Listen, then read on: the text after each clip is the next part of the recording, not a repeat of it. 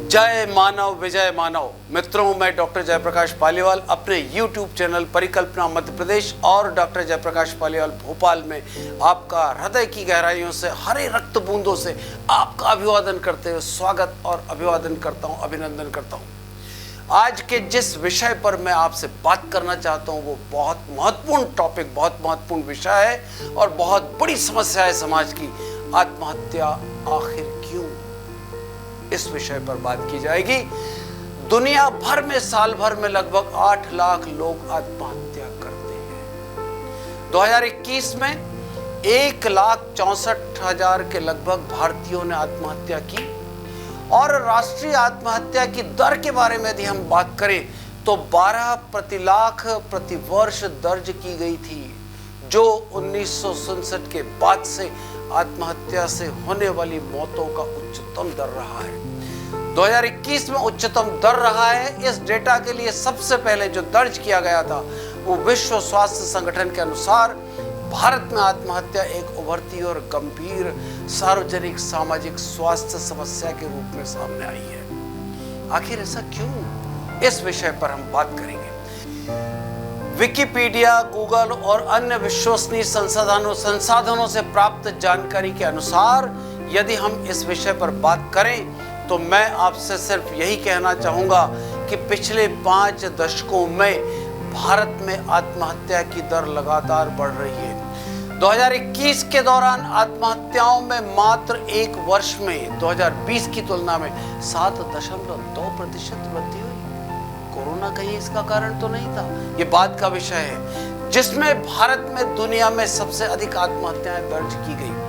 वैश्विक आत्महत्या से होने वाली मौतों में भारत का योगदान 1990 से पिछले 35 वर्षों में, मतलब आज तक, महिलाओं में 25 से बढ़कर 36 और पुरुषों में 18 से बढ़कर 24 हो गया। 2016 की बात करें तो 2016 में 15 से 40 वर्ष की आयु समूह में आत्महत्या मृत्यु का सबसे बड़ा आम कारण सामने आया है।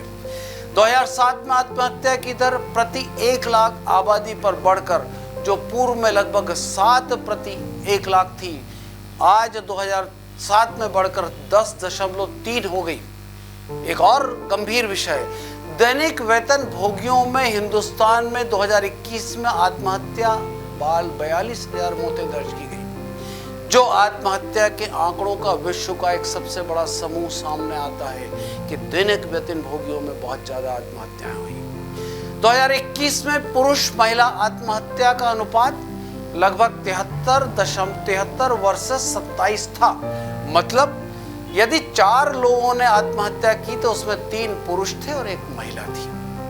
भारत राष्ट्र में इन आंकड़ों में भिन्नताएं दर्ज हैं और संख्या भी बहुत विरोधाभासी है, क्योंकि इस विषय पर कभी भी गंभीरता से शासन, प्रशासन या समाज ने कुछ काम किया ही नहीं। लेकिन फिर भी उदाहरण के लिए द लैंसेट में प्रकाशित एक अध्ययन में 2010 में भारत में 1,87,000 आत्महत्याओं का अनुमान सामने आया था, जबकि भारत सरकार के आधिकारिक आंकड़े उसी वर्ष 1,34,000 के लगभग थे। आत्महत्याओं का दावा करते हैं कि 53,000 की संख्या की भिन्नता बहुत बड़ी भिन्नता का यह आंकड़ा है, जिसे निश्चित तौर पर हम नजरअंदाज नहीं कर सकते। इसी प्रकार 2019 में भारत में आत्महत्या की दर 10.4 प्रति 1 लाख बताई गई, जबकि विश्व स्वास्थ्य संगठन के आंकड़ों के अनुसार उसी वर्ष के लिए भारत में अनुमानित आत्महत्या का दर 2.9 प्रति लाख प्रति वर्ष थी।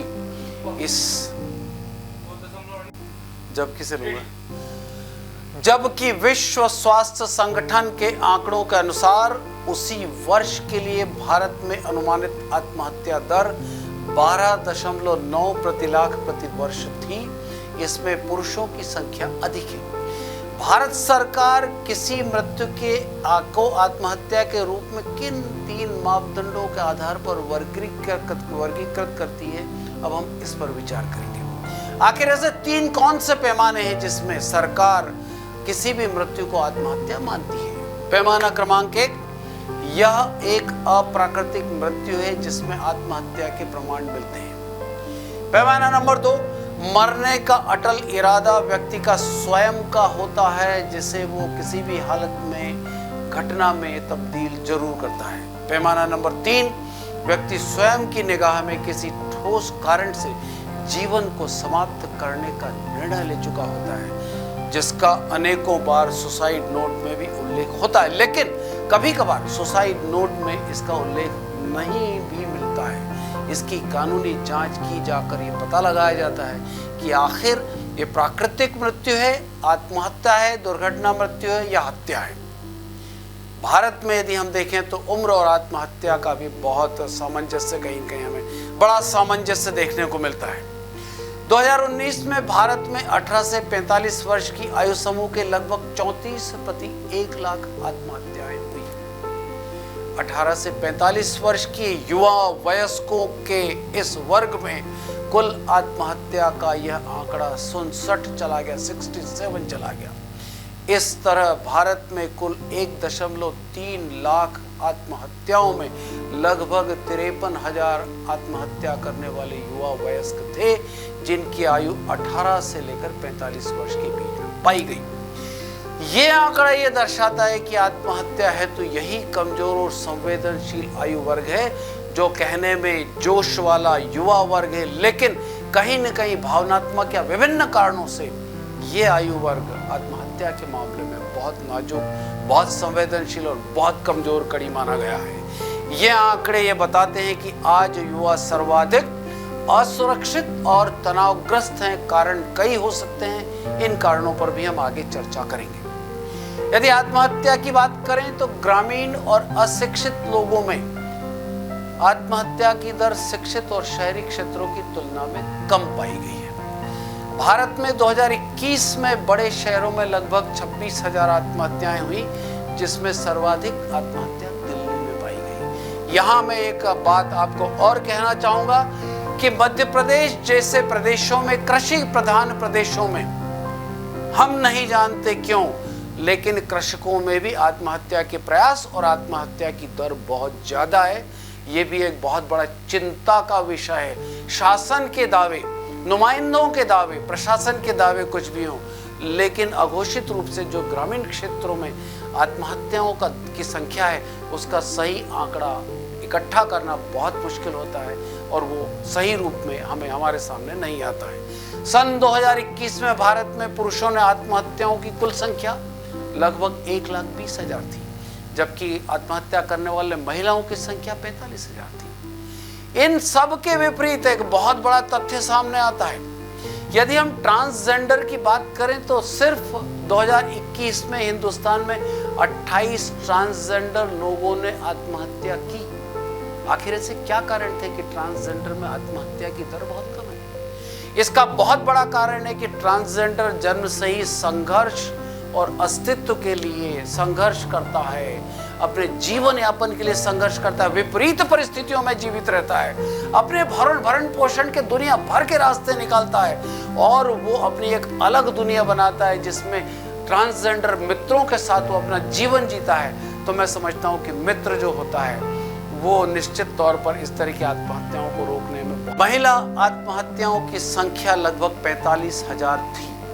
इन सब के विपरीत यदि हम विश्व पटल पर देखें या हिंदुस्तान में देखें तो 2021 में मात्र 28 ट्रांसजेंडर लोगों ने आत्महत्या की। ट्रांसजेंडरों की इतनी कम आत्महत्या का कारण ये मैं बताना चाहूंगा कि जो बचपन से ही अपने अस्तित्व के संघर्ष के लिए लगे रहते हैं, जो अपनी जिजीविषा के साथ जीने का रास्ता ढूंढते हैं, बचपन से संघर्ष के रास्ते चलते हैं और ट्रांसजेंडर को साथ, ट्रांसजेंडरों की ही दोस्ती के साथ वो एक दोस्ताना वातावरण में रहकर अपने जीवन यापन के लिए स्वयं को विकसित करते हैं। ऐसे ट्रांसजेंडरों की मैं समझता हूं कि उनकी पौरुषता को मैं प्रणाम करता हूं कि वह सामान्य महिला और पुरुषों की तुलना में उनमें आत्महत्या की दर बहुत कम है। मैं आपको प्रणाम करता हूं, आपकी जिजीविषा, आपकी जीवटता और आपके संघर्ष के मुद्दे को, मादे को और क्षमता और योग्यता और दक्षता को निश्चित तौर पर प्रणाम करता हूं। और महिला आत्महत्याओं की संख्या लगभग 45,000 थी।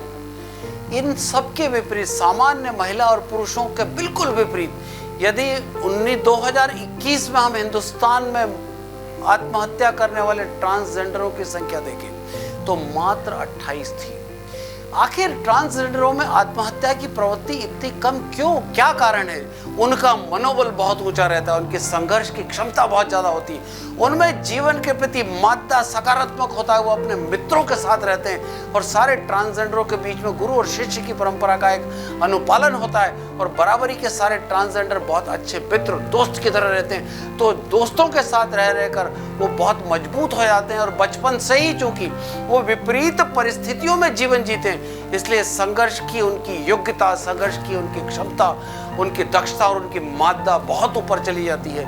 ऐसे लोग आत्महत्या बहुत कम करते हैं। ऐसे ही संसार, ऐसे ही विश्व, ऐसे ही भारत के नवयुवकों की हमें आज आवश्यकता है, जिनका कलेजा बहुत बड़ा हो, जिनका मादा और आत्मविश्वास आसमान की ऊंचाइयों को छूता हो। अंत में विश्व पटल पर प्रतिवर्ष 8 लाख लोग आत्महत्या करते हैं। समय के धरातल पर प्रति 40 सेकंड पर विश्व में एक आत्महत्या होती है, जो बहुत बड़ी चिंता का विषय है। जबकि भारत में प्रति 2.5 से 3 मिनट में एक मानव आत्महत्या करता है। विश्व भर में प्रतिवर्ष लगभग 1 करोड़ 60 लाख आत्महत्या के प्रयास दर्ज किए जाते हैं, जिसमें से 20 में से 1 आत्महत्या के प्रयास करने वाले की असमय मृत्यु होती है। ये भयानक आंकड़े बताते हैं कि आत्महत्या देश, समाज, परिवार, व्यापार आदि के लिए बेहद पीड़ादायक हालात बना देती है। ये कदम न केवल उस व्यक्ति के जीवन को समाप्त करता है, बल्कि उसके परिवार, उसके दोस्तों, उसके सहकर्मियों, उसके समुदाय और उसके समाज पर भी बेहद बुरा असर डालता है और उनको लज्जित करता है। मैं डॉक्टर जयप्रकाश पालीवाल भोपाल आपसे अनुरोध करता हूं कि इस विषय पर, आत्महत्या आखिर क्यों, इस विषय पर मेरा पहला वीडियो भाग 1 के रूप में आप देख रहे हैं। लगातार इसकी श्रृंखला लगभग 11 से 15 वीडियो की आगे प्रत्येक 3 या 4 दिन में आपकी सेवाओं में जरूर आएगी। साथ ही मैं कहना चाहूँगा कि उन सारे वीडियो को निरंतर देखें। जिंदगी के प्रति आपका नजरिया बदलेगा, आत्महत्या के प्रति आपका रवैया बदलेगा और आप एक बहुत मजबूत मानव के रूप में सामने आएंगे। मैं एक बार फिर कहना चाहूँगा कि जब भी आप किसी व्यक्ति के असामान्य व्यवहार के बारे में जानकारी प्राप्त करें या आपके खुद के मन में ऐसा कोई भी खतरनाक ख्याल आए, तो कृपया हमें हमारे दिए गए नंबर पर कॉल जरूर कीजिए। हमारी पुरजोर और श्रेष्ठ कोशिश होगी कि हम आपको भावनात्मक, व्यावहारिक और आवश्यकता अनुसार चिकित्सकीय परामर्श से आपके इस खौफनाक मंजर और खतरनाक ख्यालों से बाहर निकालने का प्रयास करेंगे। जीवन अमूल्य धरोहर है, हम इसकी रक्षा हेतु कटिबद्ध मिलेंगे। हमारी सामाजिक संस्था परिकल्पना और भोपाल में स्थित पालीवाल हॉस्पिटल भी आपको इन दुरूह हालातों से संबल प्रदान करने के लिए वचनबद्ध और सदैव सदैव तत्पर मिलेगा। यदि आपको हमारा ये प्रयास पसंद आया हो तो कृपया इस वीडियो को सब्सक्राइब करें, लाइक करें और आपके कमेंट या प्रश्न अथवा समस्याओं के समाधान हेतु हमसे संपर्क अवश्य करें। इन्हीं भावनाओं के साथ आप आत्मबली हो, आप महाबली हो, आप बजरंगी हो और आप विश्व पटल पर एक बहुत बड़ी मादा लेकर आत्मविश्वास के साथ हिंदुस्तान के साथ साथ आप हिमालय पर झंडा गाड़ने की क्षमता के लायक महामानव बने। इन्हीं शब्दों के साथ आपको शुभकामनाएं देते हुए पुनः जय मानव, विजय मानव। आपका आभार, आपका धन्यवाद।